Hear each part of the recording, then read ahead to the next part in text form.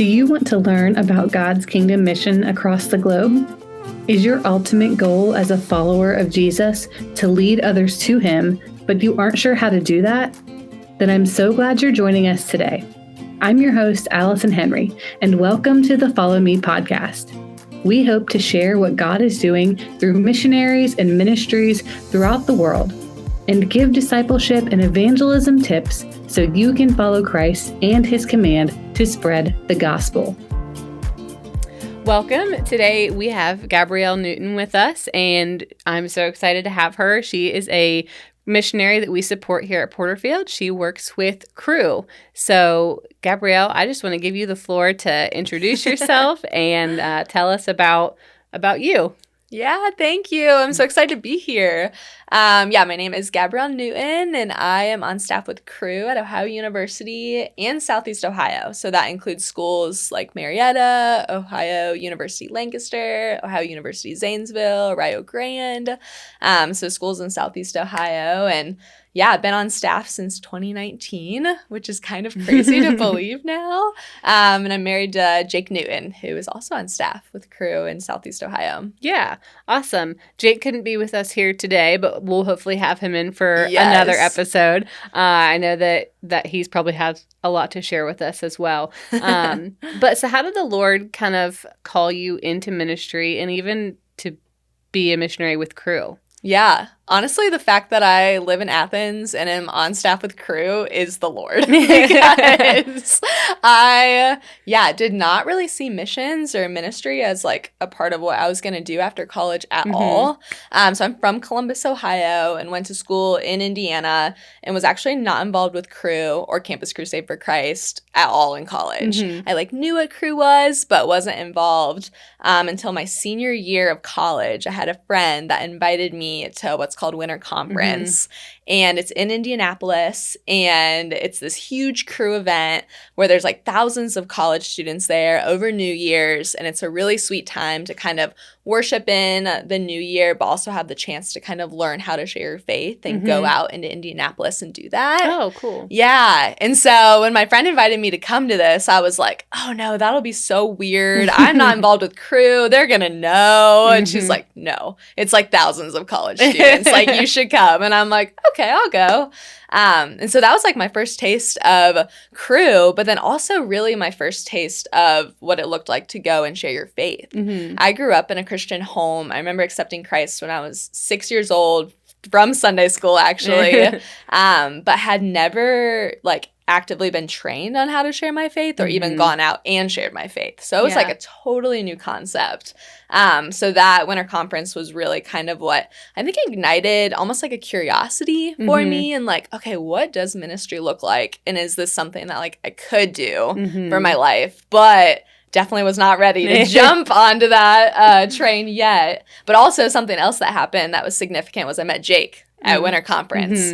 And at this point, if you get to hear Jake's story later, he had actually accepted Christ through Cru. Okay. And so at this point, when we met our senior year of college, he was going to join staff with Cru. He was like, this is what I want to do. It totally changed my life. And so I kind of want to give back in that way. And so I was like, that's great. This is interesting. I feel really challenged to share my faith, but definitely wasn't like, I'm going to join staff with Cru at that point. So I actually went back to Columbus after I graduated and worked a corporate job for about 3 years and thought that was what I was going to do, climb the corporate ladder and kind of, be successful in that way. But the Lord had very different plans. I actually, during that time of being in Columbus, had the chance to lead a Bible study for the high school that I graduated from. Oh, okay. And so I got to lead a Bible study it was about 10 freshman girls. And it was my favorite part of the whole week. Yeah. And through that, the Lord really, I think, just kind of ignited this fire of you could do this for your job, you know, it doesn't have to be something that you do your 9 to 5 and then on Monday night you go and just lead a Bible study. You could actually do this as your vocation. And so through a lot of conversations, a really long story, I said yes to doing ministry. Yeah. And so ended up getting placed at Ohio University with Jake because we got married. So that's kind of how I ended up in Athens. So were you resistant at all to, well, first of all, Cru and then the Lord leading you to Jake, like, what was that like? Yes. The answer is yes.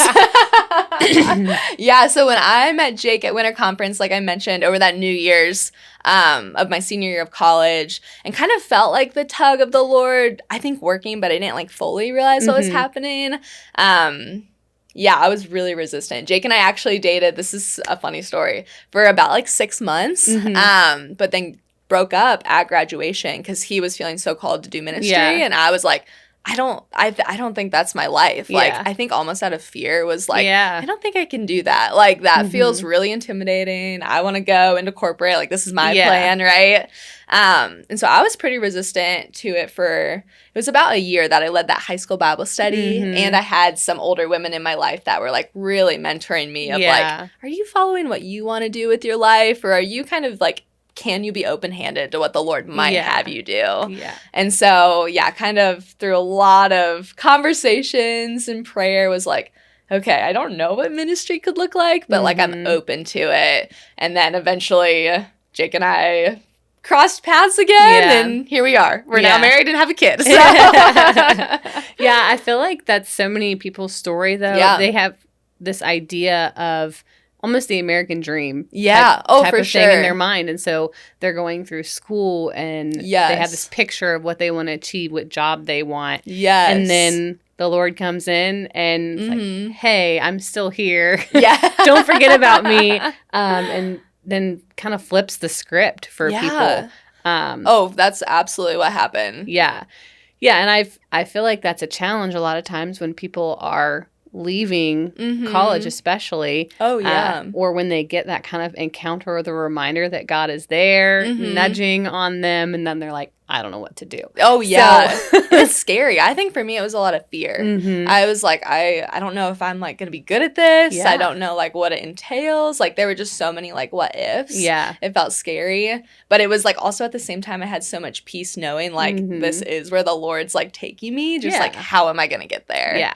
So. Yeah. So with that being said, what does ministry look like now? Yeah. So we live in Athens, which was also a step of faith to move to Athens. But I actually love it. And so kind of what it looks like is, so we're on campus about every day. It looks a little different for me right now because we just had a baby, which is really exciting. But typically, Jake's on campus every day, and I'm starting to kind of get back onto campus, which is really fun. And so during the day, it looks kind of like two things. One is discipleship is really big with Crew, and so that's like one-on-one mentoring with students. Yeah. And then evangelism is really big too. And so that is going out and meeting students that are interested in knowing about Jesus and getting the chance to share the gospel and really build into those relationships. And then in the evenings, we have Bible studies for students and student leaders, and then a lot of retreats and conferences, kind of like Winter Conference, where I was first introduced to Crew. So you spend a lot of time actually training the leaders, but then also meeting with potentially new believers or people who really just need guided in how to be faithful. Yes. Right? Oh, totally. Yeah. Yes. You kind of have students that step onto campus and are like, have grown up in the church and are like, I know I'm looking for a Christian community, and are really eager to like get plugged in and be trained in their faith. And then you also have students who honestly have never even heard of Jesus. Yeah. Which sometimes feels kind of hard to believe, but is like becoming more and more the reality. And a lot of people are really eager to learn more and also kind of see like, okay, I feel like something's missing. Like, what could that be? Yeah. So, Yeah. So what are some of the biggest challenges that you're seeing college students face in today's world? Yes. Whether that's guys or girls, or maybe they have some of the same challenges. What are you seing? Yeah. Immediately when you ask me this question, I think mental health is a huge one for guys and girls. Yeah. Especially, I think we've really seen a uptick since COVID. Yeah. And so it's been really interesting to kind of navigate that with guys and girls, and just seeing like, their need for the Lord and also their need for community, which I think is something really sweet that Crew is like able to provide. Yeah. Is like, okay, we're not in it alone. Like, one, we have the Lord, and two, we have each other, and kind of like giving students the opportunity to grow in that. And so mental health is something that we see so much on the college campus. Yeah. And I also think something that we really see is just like the competition for their hearts and minds. Yeah. It's like, everything from the bar scene to academics to sports. There's just so many things pulling for students' attention. I think it can be really easy to get lost kind of in the hustle and bustle on campus. Yeah, and those things can also play right into community because everyone is kind of seeking some sort of community, but it's just, what are you going to lock in with? Yes. And that can be like a make or break for you, especially in these years where if you're in a new area, you know, if you're not from Athens and you're new to Athens or just to college in general, like that's a lot of time for someone to kind of be free. Yes.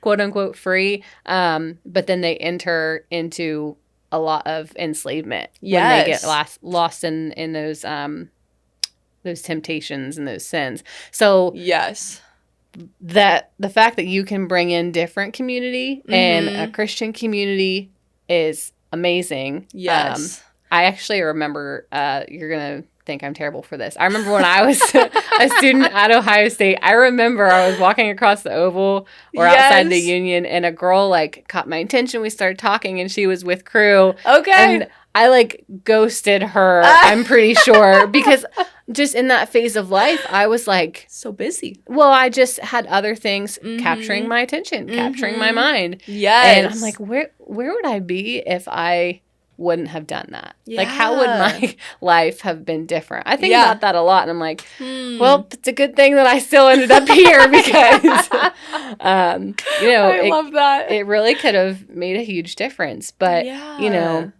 the fact that you're able to kind of interject and give people the opportunity for that Christian community and present like the real Jesus to them is huge. And I admire that so much about you guys.